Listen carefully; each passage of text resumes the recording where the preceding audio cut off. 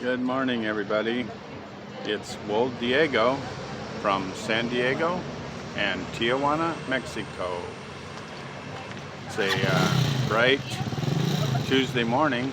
I'm at the swap meet, Sobre Ruedas, in the University District of Tijuana, Mexico. Take a look around today, see what we're selling.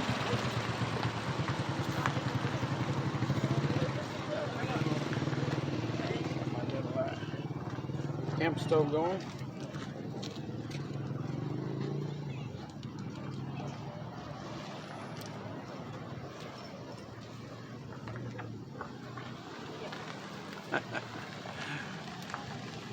Sorry about the round tripper. Still not professional here. I call it my PPVs, my piss poor videos. But that's okay. I'm just trying to share a little bit of what I'm thinking. 64 years old, 20 years in law enforcement, growing up mostly in San Diego, 5 miles north of the border. Now I live 5 miles south of the border. But what's this all about? What's my message here? I'm not a survivalist, I'm not a prepper, I'm not crazy, the world's coming to an end, doomsdayer. I'm just trying to think practical, you know. For me, 20 years in law enforcement, including federal service,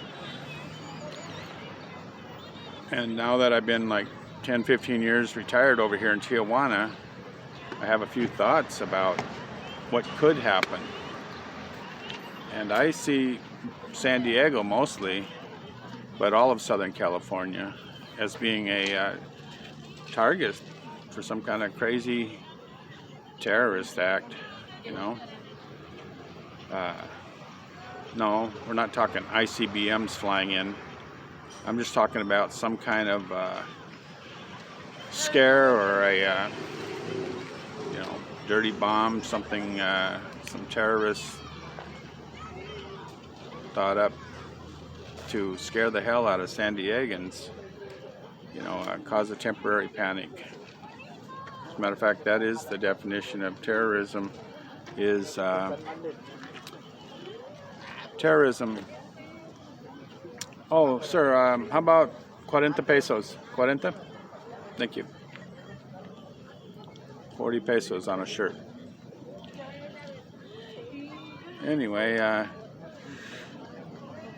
we're talking about just a kind of a limited terrorist act that's mostly designed to scare the shit out of people. Okay, hold on here while I take care of some business. Back online here, trying to conduct business as well. Let me kind of, yeah, I can't show you really without turning this whole thing around. Anyway, we're working on the technicals here. Got a new desktop PC coming that's got plenty of RAM power and processing power to edit these videos. Start turning out something a little bit more professional. But the main thing is, what I'm telling you is my message is, especially San Diego, it's such a prime target because it's a small bay, relatively small bay, with a lot of military targets in that bay, you know, a lot.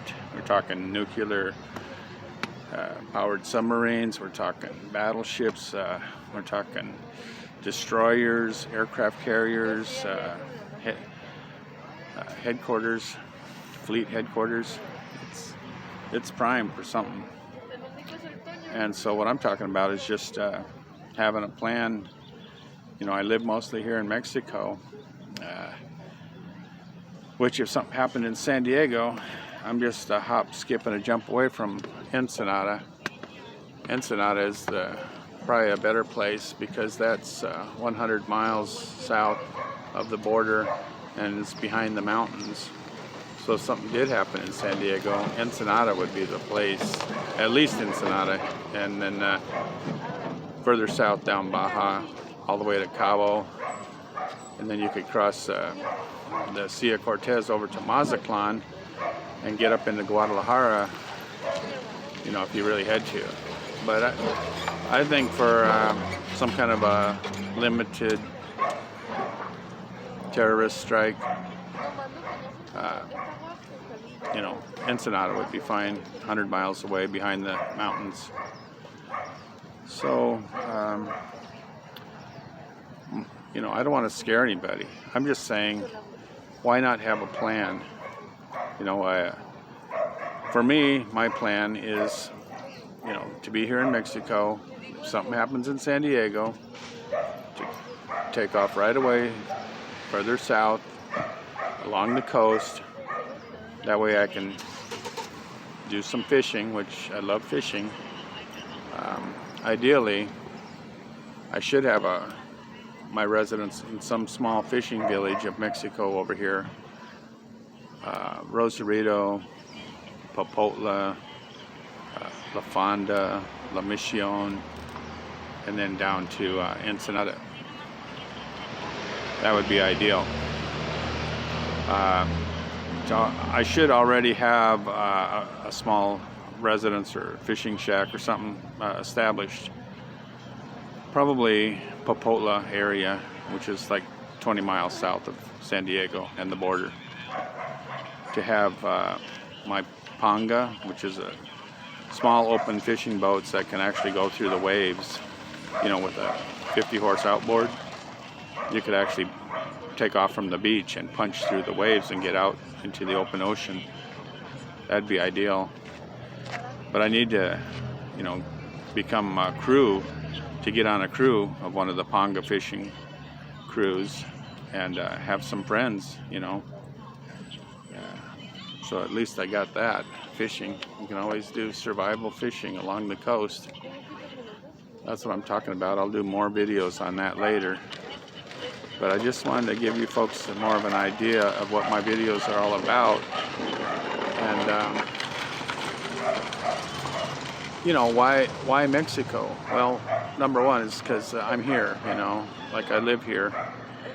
I sell here, I make money here. I'm part of the community. You know, I'm married to a Latina woman. She has Mexican kids. And that gives me some rights, you know, because I'm feeding Mexican mouths, you know, kids. They're my stepkids, but they got Mexican blood.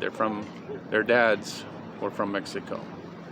Their mom, my wife, is Honduran, but that's close enough for me. And it gives me some rights to be here in the swap meet, you know, fighting to make a living with everybody else, survival. And then if something did happen in San Diego, I'd already be here and could take off further south. Now, again, why Mexico? Well, to me, Mexico is the perfect location because San Diego is obviously a major terrorist target. The next big target would be the Panama Canal.